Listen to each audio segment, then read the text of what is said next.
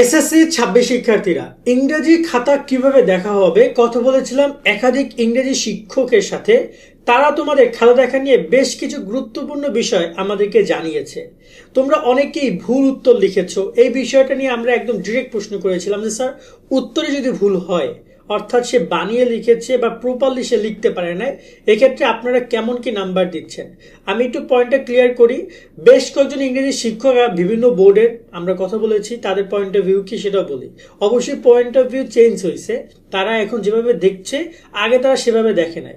আগে তারা গণহারে যা ইচ্ছে তাই লিখেছে, তারপরও পৃষ্ঠা ভরে রাখলেও নাম্বার প্রোভাইড করেছে। এই চেঞ্জেসটা আসছে 2024 থেকে, বিশেষ করে 25 এবং 26-এ খুব বেশি অ্যাপ্লাই করা হচ্ছে।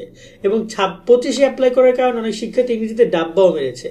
আগে একটা গুড নিউজ দিয়ে রাখি, তোমাদের টোটাল 66 নাম্বার টোটাল পাইলেই পাস।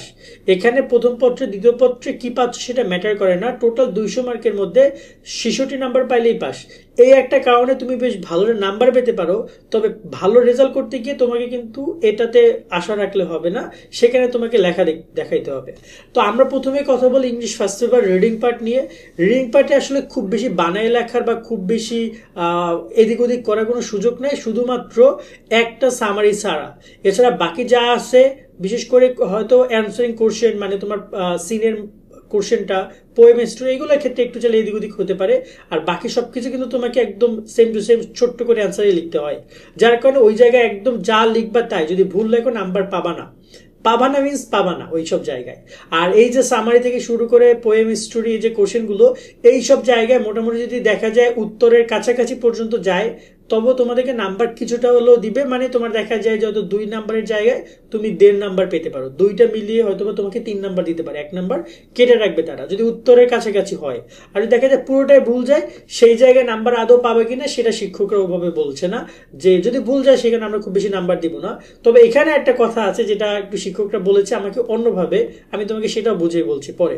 আর রিডিং পার্ট নিয়ে যদি আমরা কথা বলি, রিডিং পার্টের ক্ষেত্রে খুব বেশি প্যারা তোমরা খাবা না, কেননা রিডিং পার্ট তোমাকে প্রশ্নে যেমনটা চাইছে তেমন যদি তুমি উপস্থাপন করতে পারো, সেটা অনেক শিক্ষকরা বলে ফরম্যাট ইউজ করা যাবে না, অনেক শিক্ষার্থীরা এটা নিয়ে কমপ্লেন করে। বাট বাস্তবিকতা বিষয়টা এভাবে না। তোমার অ্যান্সারটা কি চেয়েছে, ওই অ্যান্সারটা তুমি যদি রিডিং ফরম্যাটে দিতে পারো, যেমন তোমার এখানে ডায়লগ, স্টোরি, তোমার যদি সেই টপিক নিয়ে হয়, তুমি হয়তো বুঝাতে একটু ভুল করছো, অথবা অন্যভাবে বুঝাচ্ছ, বাট ওই টপিক নিয়ে তুমি লিখেছো এবং প্রপার এক্সপ্লেন শিক্ষককে করতে পেরেছো, শিক্ষক বুঝেছে, সেখানে তুমি ফুল নাম্বারও পেতে পারো। একদম যে বইয়ের মতো হুবহু হইতে হবে এরকমের কোনো নিয়মই নাই। কারণ বইয়ের মতো হুবহু একজন শিক্ষার্থী কখনো লিখতে পারবে না। নিয়মটা হচ্ছে তুমি বই থেকে পড়বা, যতটুকু তোমার মনে থাকে ততটুকু তুমি এক্সপ্লেন করবে, তার সাথে শিক্ষক জন্য তোমার কাছে প্রপার অ্যান্সারটার জন্য সে পায়। বইতে একদম যতটুকু বলেছে একদম পাই টু পাই তোমার লিখলে তো আলহামদুলিল্লাহ, বাট যদি নাও লিখতে পারো তাও টেনশন করো না। তবে এখানে গুরুত্বপূর্ণ যে পয়েন্ট হচ্ছে বানান ভুলের কথা। যদি বানান ওদের অত্যাধিক ভুল যায়, তখন দেখা যায় 4টা-5টা বানান ভুলে তোমার নাম্বারও কেটে নেয় তারা। এই পয়েন্ট অনেক ইম্পর্টেন্ট। সেক্ষেত্রে শিক্ষকরা কিন্তু এবার খুবই সুন্দর করে খাতা দেখবে, কোনো বানান ভুল গেলে সেটাকে গোল কালি দিয়া, লাল কালি দিয়ে গোল করে দেন সেটা ভুল হিসেবে আইডেন্টিফাই করে পরে সেটা ধরে ধরে নাম্বার কাটবে। তো যারা বানান ভুল করেছে তাদের বেশ ভালো নাম্বার কাটা যেতে পারে, এই পয়েন্টটা মনে রাখো। কারণ বানানটা অনেক ইম্পর্টেন্ট। কারণ তুমি আলটিমেটলি ব্যাকওয়ার্ডে ভুল করছো, তুমি ওয়ার্ডে ভুল করছো, সেটা দিয়ে তুমি কি এক্সপ্লেন করছো? ফ্রেন্ডের জায়গায় লিখে দিচ্ছো ফ্রাইডে, হবে হবে না কোনোভাবেই। তো এইভাবে বিষয়গুলো আসতে যাচ্ছে। আর তার সাথে অনেকে যারা ফরম্যাট ইউজ করেছো তাও টেনশন করো না, কিছু কিছু নাম্বার শিক্ষকরা দিবে, একদম ফুল নাম্বার ফরম্যাটে দেওয়া তো কোনো সময় পসিবল না।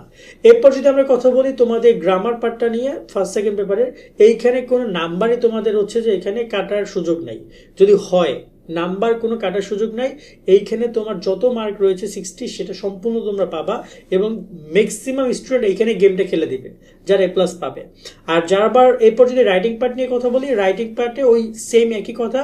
যদি তুমি শিক্ষক এক্সপ্লেন করতে পারো, বুঝাতে পারো, প্যারাগ্রাফ হোক, সেটা অ্যাপ্লিকেশন হোক, সেটা লেজার হোক, সেটা কম্পোজিশন হোক, তুমি যদি লিখতে পারো তাহলে শিক্ষক সেখানে তোমাকে নাম্বার দিবে। এবং ফরম্যাট এখানে কোনো ম্যাটার করে না, ফরম্যাট হলেও অনেক শিক্ষক নাম্বার দিবে। তবে এখানে পরিমাণটা অনেক ইম্পর্টেন্ট। পরিমাণ যদি পারফেক্ট হয়, দেখা যায় 20 মার্কের কম্পিটিশন তুমি মাত্র 1.5 পৃষ্ঠা লিখে চলে আসছো, তো দেখা যায় যে এটা 150 ওয়ার্ড হইল না। তো 150 ওয়ার্ডে কীভাবে 20 মার্ক সে দেয়? এই পয়েন্টগুলো রয়েছে। আর সবার শেষে একটা কথা হচ্ছে যে কোনো কারণে দেখা যায় যে তোমার রেজাল্ট যদি একদমই খারাপ হয়, বা দেখা যায় নাম্বার পাওয়ার আলটিমেটলি তোমাকে যদি একটু ছাড় দিয়ে, বা তোমাকে যদি আরেকটু ভালোভাবে খাতা দেখে যদি 1-2 নাম্বার বাড়াই দিয়ে পাশ করে দেওয়া যায়, সেটা অনেক সময় শিক্ষকরা গিয়ে করে। মানে শিক্ষকরা এটা করবে, এটা সকল শিক্ষকদের মধ্যে এই মানসিকতা আছে যে আমার কারণে যেন কোনো শিক্ষার্থী মানে হয়তোবা সে লাভ লাগলে সে মানে আমার কারণে সে ক্ষতি অন্তপক্ষে যেন না হোক, লাগলে সে বেনিফিট পাবে কিনা সেটা আমরা পরে দেখছি, বাট আগে যেন আমার কারণে কেউ ক্ষতি না হয়, কিন্তু ফেল না করে। বাট ওই জায়গা থেকে যারা লিখেছে, তো দেখা যায় একজন শিক্ষার্থী একজন শিক্ষক যদি একটা খাতা মূল্যায়ন করে যখন নাম্বারটা যোগ করে সে দেখতে পায় যে স্টুডেন্ট পাইছে মাত্র 32, দেখি আর 1 মার্ক আমি কোনো মিস করেছি কিনা, শিক্ষক সাথে খাতা অবশ্যই আরেকবার রিচেক করে, যদি দেখে যে সে আরেকটা নাম্বার পাওয়ার যোগ্য অবশ্যই শিক্ষক সেখানে দিবে। তো এই হচ্ছে কথা ওভারঅল ইংরেজি নিয়ে। আমার কথা সামনের পরীক্ষাগুলো নিয়ে এটাই থাকবে যে শিক্ষকদেরও পরামর্শ থাকবে, বা তারা বলেছে তোমাদের প্রচুর লিখতে এবং তোমরা গঠনমূলক লেখা লেখো, যা ইচ্ছা তাই লিখলে নাম্বার পাবা না। এখন আর নাম্বার শিক্ষামন্ত্রী বলেছে যা ইচ্ছা তাই লিখলে দিবেন, এবং শিক্ষকরা এটাতে এগ্রি করছে যে যা ইচ্ছে তাই লিখলে দিবেন। কারণ এমনকি খাতা শিক্ষামন্ত্রী র্যান্ডম কোনো একটা খাতা ধরে ফেলবে, যেই খাতা দেখি তো কিভাবে মূল্যায়ন করছে, পারফেক্টলি মূল্যায়ন করেছে কিনা। যদি পারফেক্ট মূল্যায়ন না করে শিক্ষকের চাকরি থাকবে না, এমন একটা অবস্থা হয়ে গেছে, শিক্ষকের বিরুদ্ধে শাস্তি গ্রহণ করবে। সেই জায়গায় তোমরা সুন্দর করে যদি লেখো, একটু গঠনমূলক লেখা লেখো, প্রশ্নটা বোঝানোর চেষ্টা করো, শিক্ষককে উত্তর সুন্দরভাবে উপস্থাপন করো, বেশ ভালো কিছু হবে।